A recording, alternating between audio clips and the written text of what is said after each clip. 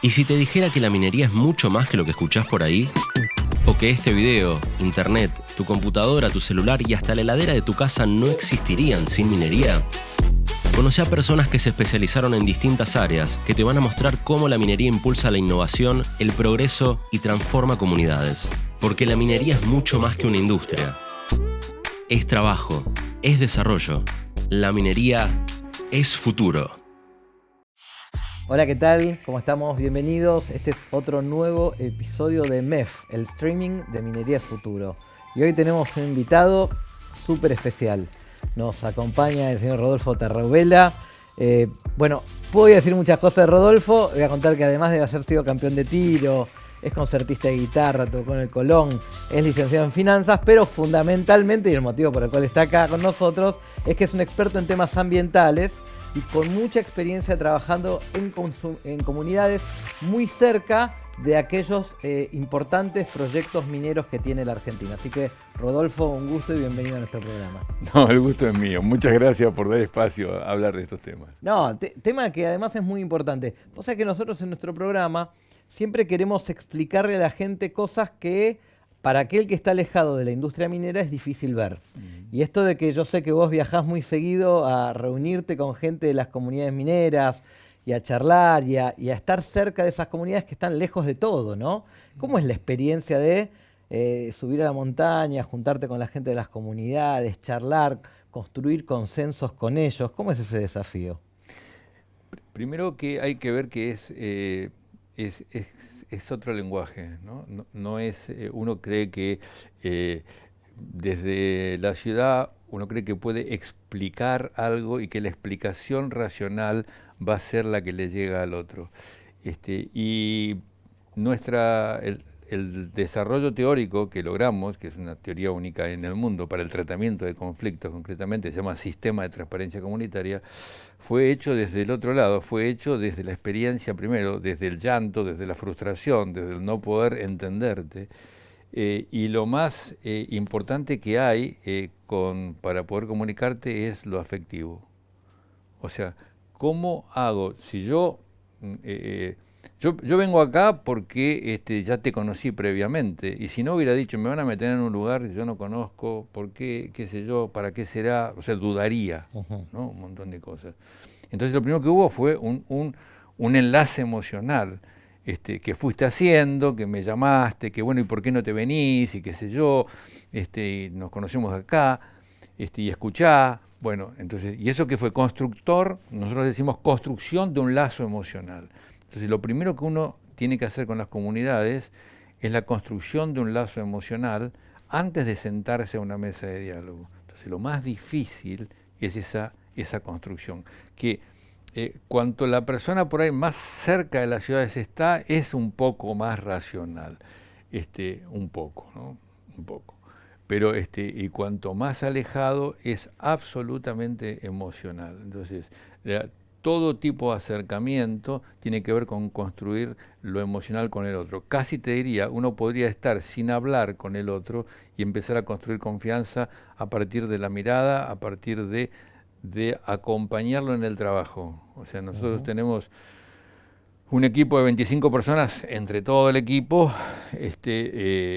pero tenemos un equipo de territorio concretamente, donde tenemos ingenieros agrónomos, tenemos ingenieros zootecnistas, tenemos, y fue primero cómo hacer que los ingenieros que tienen una formación súper dura, yo le digo cuadrada, empezar a decirle cosas como, por ejemplo, miren, ellos venían con un Gantt, ¿no? A ver, la eficiencia, todo.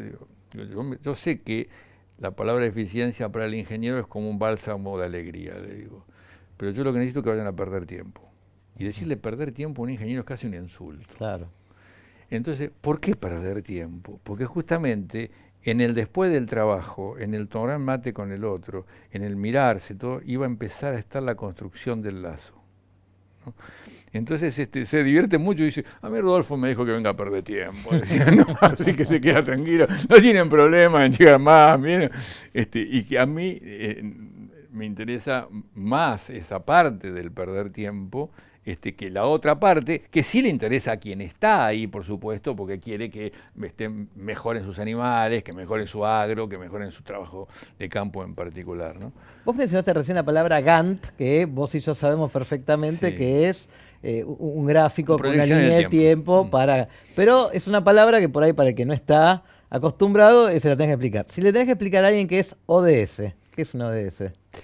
Bueno, los ODS es lo que se le llama los Objetivos de Desarrollo Sostenible de la Agenda 2030, que redefinen la sostenibilidad. Antes del 2015 la sostenibilidad era sostenibilidad ambiental, y había dos caminos, ¿no? Estaba el desarrollo social por un lado, esto desde Naciones Unidas, y estaba el desarrollo sostenible era lo ambiental, ¿no?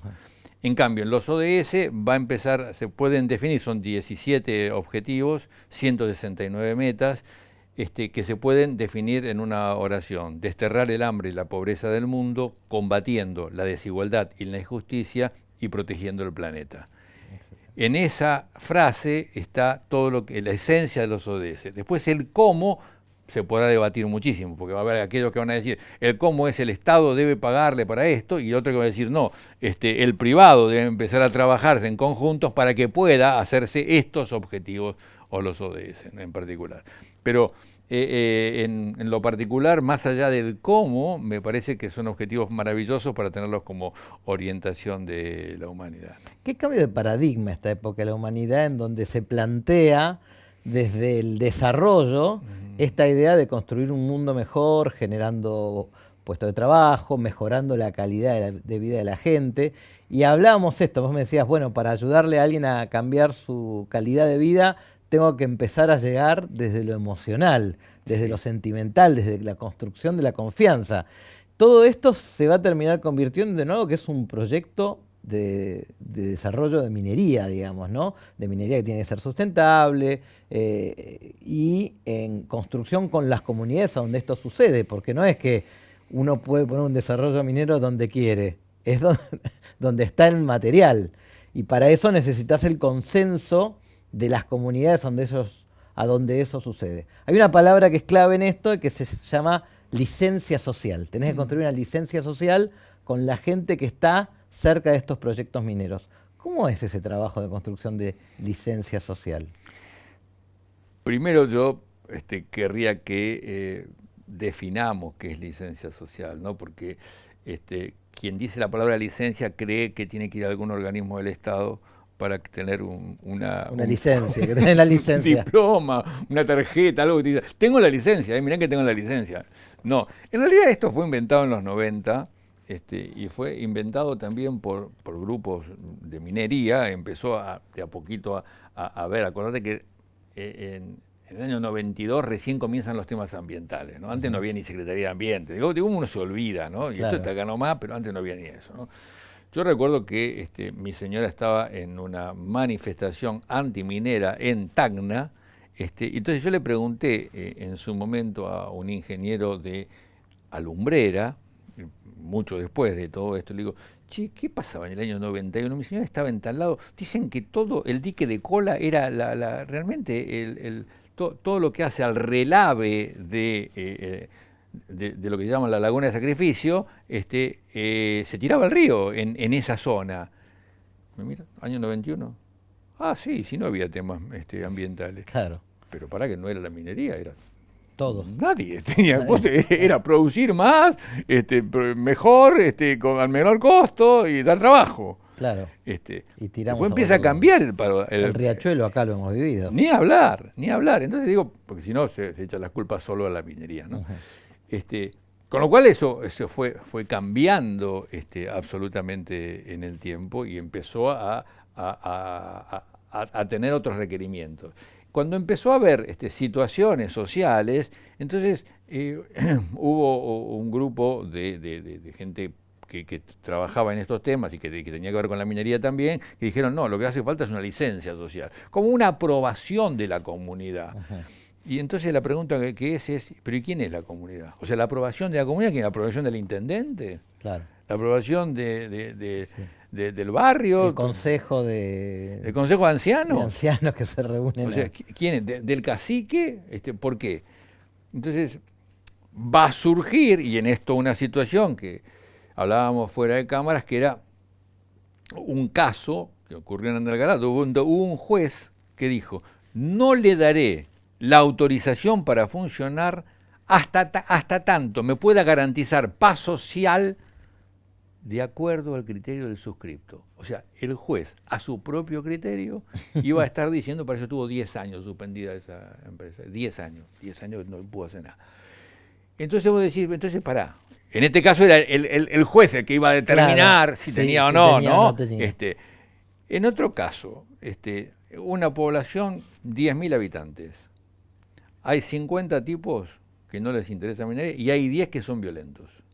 Todos los días se dedican a ir al gallinero, a agarrar huevos y a tirarle huevos al lugar de la... Entonces demuestran y dicen, este pueblo, se autoproclaman el pueblo, dice, este pueblo no quiere que estén... No es el pueblo, es ese grupo que se autoproclama representante del pueblo y como es muy violento, toma el poder de la representación. Lo hemos vivido lamentablemente en varios pueblos en Argentina eso, ¿no? Absolutamente, absolutamente. O sea, no en vano Chile tiene más de 50.000 millones de exportaciones y Argentina no llega a los 5.000 en minería.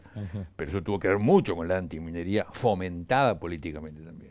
Pero volvamos nuevamente a la licencia social. Entonces, esa licencia social que decían estos iniciadores tenía que ver con pensar en que la paz social de una comunidad se iba a dar con algunas características, que tenía que ver con la transparencia, con la honestidad, con la inclusión, ¿viste? Con la comunicación, digamos, también con la gente. Lo que yo veo que cuando digo quién es el pueblo, es porque el pueblo son los 1 por 1000 que se manifiesta violentamente, el pueblo es la mayoría, y si es la mayoría, ¿cuánto es la mayoría? Mayoría simple, mayoría completa, el pueblo es el gobierno, porque no nos referimos acá al pueblo al gobierno. Y en el caso de un cacicazgo, ¿el pueblo es la asamblea indígena o el pueblo es el cacique? Porque yo estuve en un momento donde la minera dijo, si nosotros le entregamos... ¿A quién le entregaron? Le dijeron. Dice al cacique, no, el estatuto de la comunidad indígena dice que tiene que aprobarlo la asamblea. La asamblea, imagínate, se junta 1 o 2 veces por año, entonces si vos vas a donar algo, tenés que esperar que te lo acepten o no te lo acepten, y no es el cacique, tendría que estar esperando, con lo cual no te da ganas de donarle tampoco a ese pueblo. Decir, bueno, pará, tiene tanta vuelta esto más que... Cuando no hay pueblos con más de un cacique. Cuando no hay pueblo, por supuesto. A le dieron al otro cacique, a este cacique no. Bueno, por eso las situaciones que son complejas. Entonces, lo que nosotros empezamos a distinguir entre lo que sería la licencia social ingenua, que sería este primer estertor, esta primera inquietud que había en los 90, ¿no?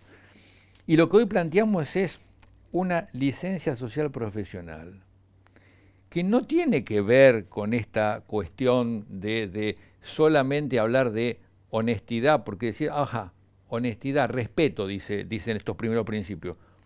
¿Y por qué estoy seguro que va a haber respeto? ¿Y por qué estoy seguro que va a haber honestidad? Porque puede haber intereses políticos detrás de todo eso. Entonces quiere decir que nunca habría, si yo tomo ese caso. Pero ¿qué pasa si empiezo a pensar en mecanismos que debe tener la compañía que me garanticen tener transparencia con un protocolo de transparencia, pero ese protocolo de transparencia a su vez ser monitoreado por una tercera parte para poder decir que funciona? El BID, el Banco Mundial, tienen esos protocolos. Vos mandás algo a preguntar, por ejemplo, y te contesta alguien y te da la trazabilidad y te dice, ¿puedo dar por cerrada la consulta? Y si no, volvés nuevamente. Y si no, vas a visitar el lugar. O sea, existe todo eso.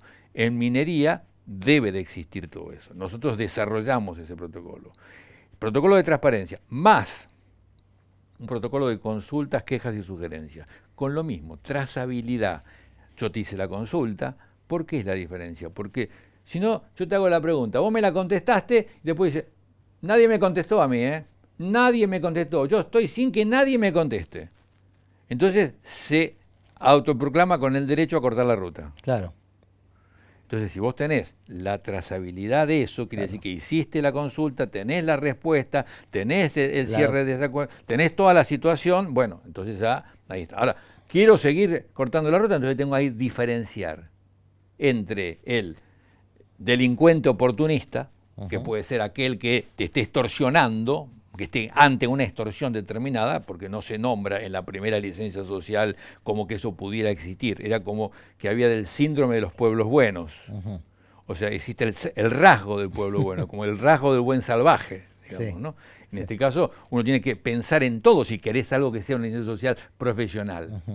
Entonces, ese otro protocolo, otra vez, con trazabilidad, con una mirada afuera. Y después tenés que tener una mesa de diálogo que te permita, pero que no sea la única opción. Y la mesa de diálogo con una bitácora para que las palabras no se las lleve el viento. O sea, que una bitácora que te está diciendo como un acta, ¿no? Claro, un acta que de te lo que está charlando. diciendo todo eso, ¿no? Ahora, viste cuando hablamos de licencia social, que cualquiera entiende por esto, y está muy bien el agregado de profesional, comunidades cercanas a un proyecto dando consenso a que ese proyecto se desarrolle en determinadas condiciones de cuidado del ambiente, devolviendo a partir los impuestos parte de la rentabilidad que tiene. ¿Hasta dónde llega esa licencia social? Si, bueno, es el pueblo cercano, es a 10 kilómetros, a 20, a 50, digo, me ha pasado en provincias ver que gente a 300 kilómetros dice, no, yo tengo que opinar de si a 300 kilómetros puede haber o no puede haber un proyecto minero. Como la licencia social tampoco está reglamentada, tampoco está reglamentado esto.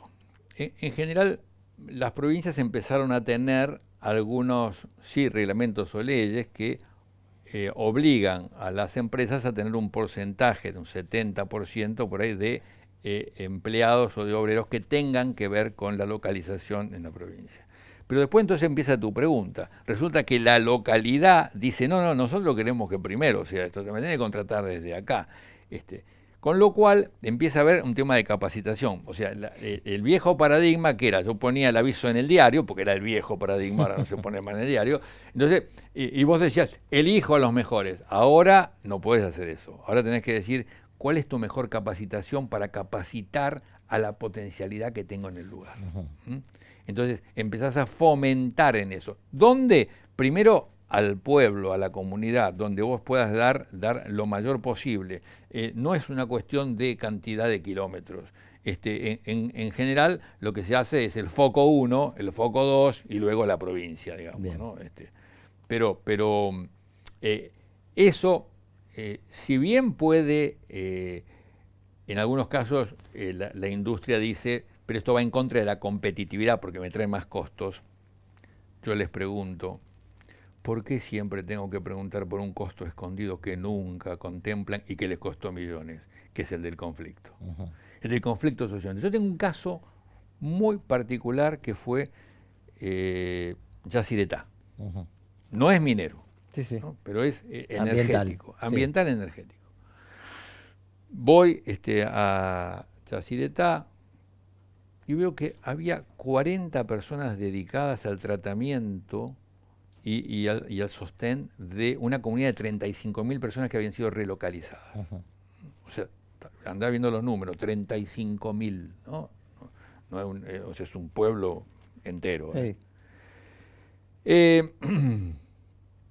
Claro, la dirección ejecutiva, el Consejo Ejecutivo estaba como diciendo, es un costo enorme esto de toda esta gente, esto ya hace 20 años que se relocalizó, la verdad que no sé qué, bueno. El laburo era tan impecable, con tan profesionalidad que estaba haciendo esta gente, que cuando me toca yo dar mi devolución, le dije al Consejo que nunca había visto un seguro anticonflicto socioambiental, que nunca lo había visto, tan económico como el que ellos tenían. Ellos quedaron atónitos, pues se empezaron a preguntar que no sabían que tenían contratado ese seguro. Entonces, y dije que había sacado el cálculo de qué pasaba si 35.000 personas abrazaban a la central y dejaba de funcionar durante un tiempo, y cuántos eran los millones que se perdían. Bueno, quedaron los Claro. 40 personas que estaban trabajando con felicitación. Claro. Y ahora con alguien monitoreando de qué estaban haciendo. Porque habían dejado ahí que estaban, ¿viste? Pero eran tan profesionales que yo me quedé Sí, sí. atónito realmente. claro. ¿no? Y aparte venía de la parte de minería donde faltaba muchísimo aprender de todo esto y yo tenía sociólogos, antropólogos, psicólogos sociales y un debate tan rico que me pareció maravilloso. ¿Viste? Entonces, la pregunta que tenemos que hacernos, esto que puede pasar como una situación de falta de competitividad por la contratación local, lo tendría que comparar qué pasaría si por no hacer eso tuviera una conflictividad socioambiental. Entonces, y ahí los números se dan vuelta. ¿Y qué pasa cuando las empresas que dicen que determinados puestos, determinados cargos no los pueden cubrir por capacitación, por experiencia y por conocimiento con gente de las zonas cercanas? Bueno, hay dos cuestiones. Primero, que los reglamentos que hay a nivel de la regionalidad no exceden del 70% hoy por hoy, con lo cual tenés un 30%. Que sí. Mucho de la alta gerencia no es contratada localmente, salvo que haya venido de tener mucho tiempo. Y fíjate que nosotros no tenemos tanta minería de tanto tiempo como para que eso pase. Hay algo en San Juan que sí ya se recontrata, que ya se evalúa, que ya se... Empezó a pasar en Catamarca, conociendo a alguien, un director de RSE, que ya venía de años y que ahora está contratado, es de acá, y como diciendo, él es de acá, es de la zona, pero costaba mucho. Igualmente estás dentro de ese margen. Ahora, obviamente, no te pueden decir contrato al gerente general de la compañía en la localidad y en el cierre de los 15 kilómetros, por decirte, porque no está la capacidad ni hay posibilidades, ¿no? Entonces, ahí lo que se da en las mesas de diálogo que nosotros formamos es el debate y cómo sería. Y entonces, bueno, ¿qué les parece si hacemos una serie de preguntas de cómo lo trabajaríamos? Y entonces, ¿qué hacemos? Hacemos a veces acuerdos donde, bueno, díganos cómo trabajar este tema para lo local, pero el tecnicismo lo va a poner tal señor. Entonces viene tal señor que conoce todo el tecnicismo, entonces le vamos a preguntar cómo se entra en tal lugar. Entonces, y ellos por ahí sí nos contestan, hay que pedir un permiso, un permiso que sea algo así como que esto lo consideramos que es nuestro, este lugar, y ustedes pasan, entonces simplemente salúdennos, tengamos esto. Bueno, ¿de qué manera se saluda acá? ¿Qué forma? Entonces se mezcla el tecnicismo con la sabiduría local de lo que sería la costumbre, ¿no? Para no fallar en esas situaciones. ¿Cómo es una mesa de diálogo? ¿Cada cuánto se hace? ¿Cuánta gente va? ¿Quién selecciona a las personas que participan? Bueno, la mesa de diálogo tiene que ver primero con una premesa de diálogo, ¿no? Cuando el antiminero nos critica a nosotros, nos dice, ¿ustedes preparan las mesas? Sí, por supuesto, hombre, por supuesto que preparamos la mesa. ¿Alguien la tiene preparada? Claro, por supuesto que preparamos la mesa. No, pero no solo eso. Nosotros lo que no queremos, porque ellos te dicen, hacela en la plaza, y que la gente haga, y que diga lo que quiera, y que hagan lo que quieran. Ajá, muy bien. ¿Y qué quieren ustedes? Ustedes lo que quieren es desfoguearse. Desfoguearse, ¿qué sería? Mandar a la miércoles a la gente una pedreada para que salgan los diarios afines a ustedes diciendo no hay licencia social, acá gente lo sacó a las patadas y incendiaron un muñeco. Bueno, eso no, yo estoy para generar justamente acuerdos entre ustedes. Diálogo que tenga algún final con acuerdo y aparte como para que ustedes puedan saber de qué se trata a fondo y de eso poder preguntar y de eso poder reclamar. O sea, hubo lugares, y ahora te cuento el mecanismo, vos me estás preguntando, pero donde una empresa decidió invertir $200 millones para no usar más agua en un lugar determinado. Y eso fue a través de la mesa de diálogo. Entonces, si no existía esa mesa de diálogo, hubieran seguido gritando con un montón de carteles y no pasaba nada, y seguía todo igual, y se pedía a la policía para que los contenga. Entonces, ese es el cambio. Entonces, hay una premesa de diálogo. ¿Qué significa? Se va a las comunidades que van a participar, que son las más cercanas, y se pregunta cuáles son las dudas. Entonces, por un lado están las dudas técnicas sobre el proyecto, cuáles son los que para ellos no es prejuicio, sino para ellos es creencia pura, para nosotros puede ser un prejuicio, pero cuáles son las dudas que existen sobre eso, cuáles son los daños que podría tenerle de acuerdo a lo que ellos pueden pensar en una situación determinada. Y también preguntamos cuáles son sus sueños, qué es lo que aspiran como comunidad a proyectarse en el futuro. Entonces vos tenés una situación donde la empresa tiene que explicar y otra situación donde la empresa tiene que evaluar proyectos para ver si puede ayudar en esos proyectos. Proyectos que en general nosotros pedimos que sean comunitarios, no proyectos individuales, ¿no? Sino que sean comunitarios esos proyectos. Se focaliza mucho más al vecino cercano y luego se va ampliando esa ciudad. Y después está siempre el debate, yo soy cercano, no soy cercano, eso está siempre normal, que eso parezca, o no me evaluaron demasiado bien, quiero que vean esto, bueno. La mesa de diálogo se convierte en una celebración, en un momento de encuentro donde todos esperan ese momento porque se encuentran con el vecino. Porque, a ver, uno está acostumbrado acá que el vecino de la vuelta o el del edificio, ahí por ahí no se ven por tiempo, porque están en un puesto alejado, claro, y se encuentran porque la minera va a buscarlos con camionetas, a traerlos al lugar donde están ellos. Entonces ellos mismos, en la época del COVID, elegían 4 por comunidad, no se podía traer más, porque no cabíamos, sino y era todo un problema de protocolo. De protocolo, y lo dábamos como un lugar donde estaba la participación y después lo replicábamos por televisión en 2 o 3 lugares para que lo puedan estar siguiendo, ¿no? Entonces llegan a la mesa. Entonces en la mesa va a haber situaciones emocionales también, va a haber mucho juego también. Va a haber música, va a haber avisos, pero cuando la empresa va a decir algo por ahí, nosotros por ahí ponemos esto que ponen los noticieros, urgente, urgente, urgente, pum, pum, pum, pum, pum, pum, pum, pum. Y entonces empezamos, ¿qué pasa? ¿Dónde está esto? Bueno, acá. O jugamos mucho a veces con metáforas, donde, por ejemplo, en la última mesa, agarramos a la chica de comunicación. Bien. Y dijo, bueno, venite, y entonces yo me pongo con una lupa y decíamos, ¿qué es lo que estás viendo? Y había nuestro payaniero le llamamos al personaje que inventamos, que es un ingeniero payaso, como el payamédico, ¿no? Como el payamédico, pero es para poder llegar al otro. Payaniero. Mirá, ¿no? qué término nuevo aprendimos, ¿eh? Sí, entonces, y yo entonces le miraba las botas y estaba con una, entonces, ¿qué estás viendo vos? Entonces él me decía, yo veo algo peludo, y él estaba mirando el pelo, ¿no?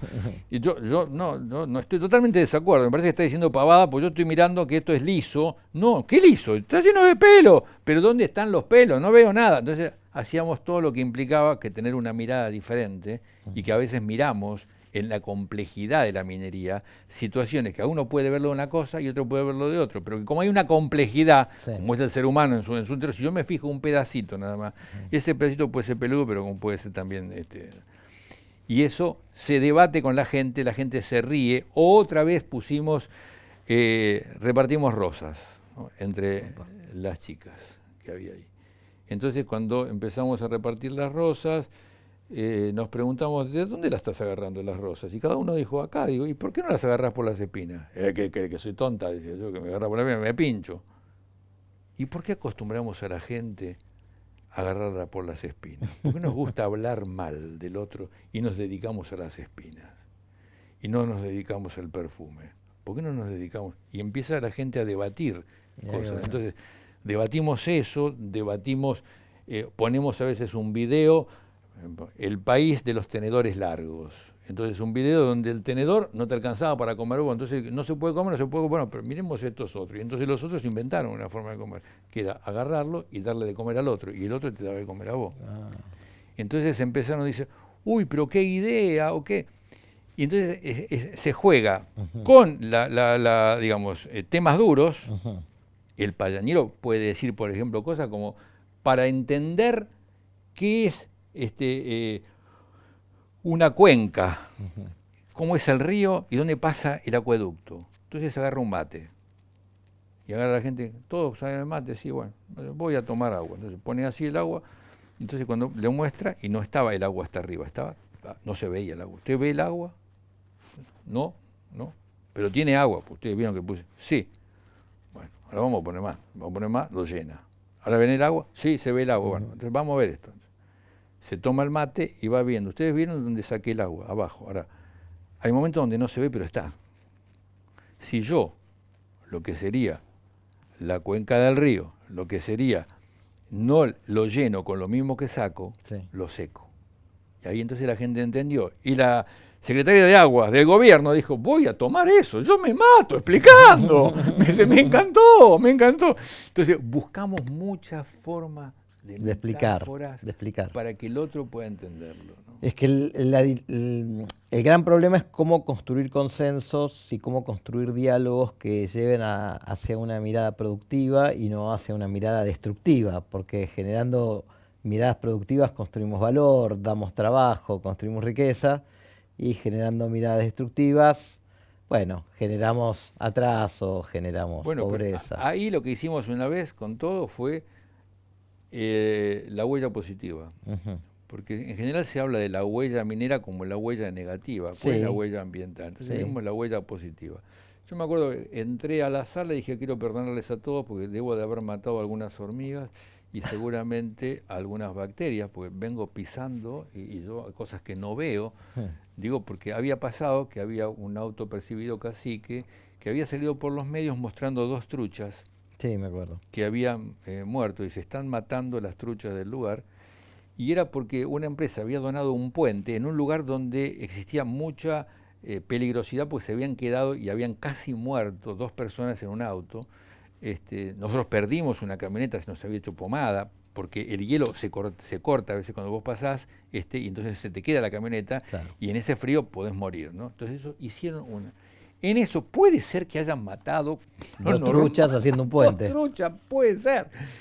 Pero, a ver, ¿cuál es la huella positiva de esto y cuál es la negativa? Entonces, ahí es donde empieza a haber una situación que se empieza a entender mucho más las situaciones. Y muy importante fue una vez que queremos que la empresa nos ayude porque tenemos contaminada el agua y sabemos que no son ustedes. Y yo ahí hice un alto, dije, qué maravilloso.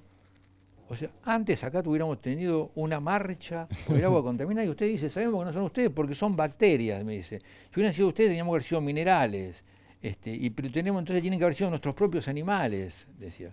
Entonces, pues eso es un cambio total. Claro. O sea, entender cómo funciona. Y poder ayudarlos, es decir, che, y poder ayudarlos. Hubo un problema, ayudamos a resolverlo. A ver, ¿qué tenés? Bueno, hagamos esto, a ver. Rodolfo, a ver, para ir cerrando ya, me encantó que la gente que va a ver este programa pueda tener una idea de qué cosas se discuten, ¿no? Allá por ahí a 4.000 metros de altura y cerca de proyectos muy alejados de todo, pero qué se pide, qué se desea. ¿Qué sensación tenés vos de lo que un proyecto minero le puede dejar a un pueblo, a una localidad? Lejano hasta de las capitales de provincia, lejano hasta de las ciudades importantes de provincia, ¿no? Son comunidades. ¿Qué les deja un proyecto minero? ¿O qué les puede dejar? Yo creo que no estaban acostumbrados a pensar en un desarrollo para el futuro. ¿Y qué pasaba? Hacían muchas donaciones, de las cuales el 90 al 95% quedaban herrumbradas. Y la gente lo terminaba vendiendo. Entonces, creo que un proyecto puede estar dejando un crecimiento enorme, más allá de las capacitaciones, más allá de pero en la propia gente, la conversión de los sueños en realidades en el tiempo. Pero para eso hay algo que se dejaba de lado, que es el seguimiento de los proyectos que se están. Entonces, si vos vas a donar una máquina donde le estás dando, vos lo que vas a suponer, uno supone, bueno, lo de esto, ellos se van a dedicar a que esto funcione. No están acostumbrados a eso. Tenés que hacer un seguimiento de 3 a 5 años para generar el hábito de que esa máquina que donaste, por ejemplo, para hacer chorizos, para una de las cuestiones que hemos hecho nosotros, ¿no? Que es aprovechar la carne de llama de los animales viejos que se mueren en el invierno y previamente utilizar esos animales y convertirlos en chacinados. Si vos no haces un seguimiento, esa planta de chacinados termina en la nada. Claro. Y así terminó en la nada una cantidad enorme. Pero ¿qué pasaba? Le faltaba el concepto de que había que seguirlo ese tema. Claro. Y seguirlo ese tema es un tema de mucha constancia y de entender por qué no lo hace. de entender que es un cambio cultural total, de que, ¿por qué? Si total le pasaba bien, pero el cambio puede ser increíble, o sea, la posibilidad que hoy tiene de convertir sueños, de hacer realidades.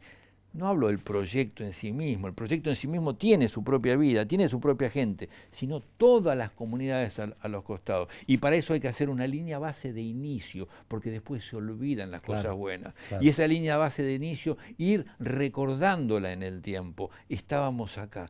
Porque si no después es, pero me falta esto. No, pero estábamos acá. No había agua, no había esto. Nosotros hicimos algo insólito, ¿no? Por ejemplo, 24 familias, 4 generaciones sin agua. Sin agua. Iban con los baldes a buscar 1 kilómetro, todos los días. 20 grados bajo cero en el invierno. O sea, imagínate esa gente, los más viejitos que van encorvados así, pues tienen la columna ya vencida, y lloraban, decían, no puedo creer. Y vos me decís, vos me vas a preguntar, Rodolfo, ¿la inversión fue mucha? No. La inversión fue la cabeza de nuestros ingenieros, hablando con ellos, yendo a la ferretería, con muy poca plata, comprando unos caños que íbamos al efluente, lo poníamos allí, hacíamos un pequeño filtro ahí, y después bajo tierra para que no se congele hasta la casa, y ahí la canilla. Y vos decís, o sea, esos cambios, donde justamente, cuando la crítica es el agua, claro, es cómo administro ese agua. Entonces, yo creo que hay una oportunidad enorme, y enorme también, hay algo que es nuestra especialidad, básicamente, que es la construcción social de la realidad. Nosotros decimos algo que a los ingenieros les va a costar mucho entender, que es la realidad no es un hecho, la realidad se construye. La realidad se construye, y yo puedo estar diciendo acá que está entrando un unicornio azul por la puerta, y vos decís, ¿cómo un unicornio azul? Ahora, si todos ellos dicen, ¿cómo? ¿No lo ves? No lo veo, terminás. Bueno, el que está mal soy yo, y te vas al oculista, mire, me pasa algo que yo no veo el unicornio que toda la gente está viendo. Bueno, la realidad es una construcción social, y qué bien que la construyeron los antimineros. Es cierto. Entonces, es cierto. Fíjense esto que ha pasado, bueno, y que hoy hay que cambiarlo. La épica que puede tener la minería y la construcción de esa épica, donde alguien está con 20 grados bajo cero en lugares determinados, donde puede estar ayudando a otros, y todo eso no sale a la luz. Todo eso estaba con miedo, porque si salía algo podía ser en contra, entonces era el silencio. Bueno, no hay más, hay que hacer una ruta de comunicación que haga esa transformación social de la realidad, para que esa realidad se empiece a percibir diferente. Me encantó el concepto de la ruta de la comunicación. Te lo voy a tomar y seguramente en algún otro programa te invitaré para charlar sobre eso. Rodolfo, muchísimas gracias por tu tiempo y por tus conocimientos. A usted. Muchas gracias a todos. Esto ha sido otro episodio de MEF, el streaming de Minería es Futuro, con la presencia del señor Rodolfo Tarrabela, que nos contó un montón de anécdotas que seguramente vamos a aprovechar. Ha sido un gusto. Muchas gracias. Dale clic a suscribirme y entérate de nuevos lanzamientos.